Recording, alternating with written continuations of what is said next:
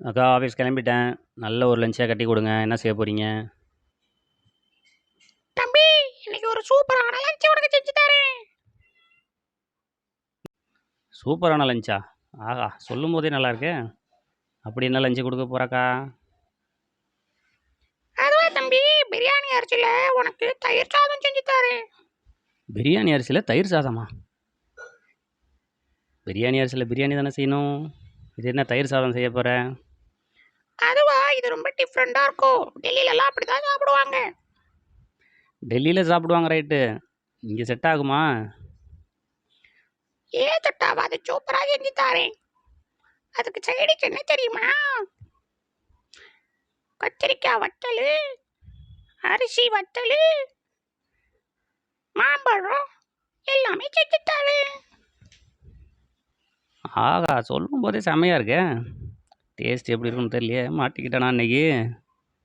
சரி, ஏதோ பண்ணு, ட்ரை பண்ணலாம்.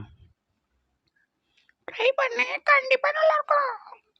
வெயினால கத்திரிக்காய் வத்தல், அரிசி வத்தெல்லாம் போட்டு வச்சுப்பேன். இது ரொம்ப சத்து. அது மட்டும் இல்ல, கத்திரிக்காய் வத்தல் நோய் எதிர்ப்பு சக்தி அதிகமா இருக்கும்.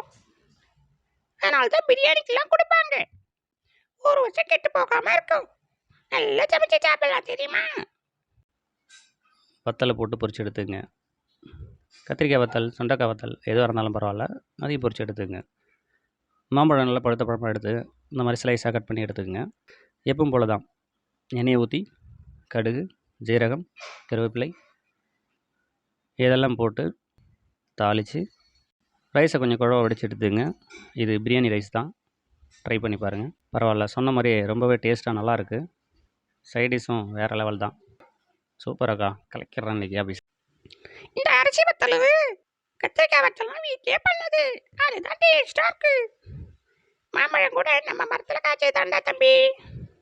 அப்படியாக்கா? அதுதான் நான் என்னடா இவ்வளோ டேஸ்ட்டாக இருக்கேன்னு பார்க்குறேன். ஆமாண்டா, எல்லாமே டேஸ்டா இருக்கும். சாப்பிட்டு பாரு, யாருக்கும் தராது அப்படின்னு சொல்ல மாட்டேன், எல்லாருக்கும் கொடு. Okay, by.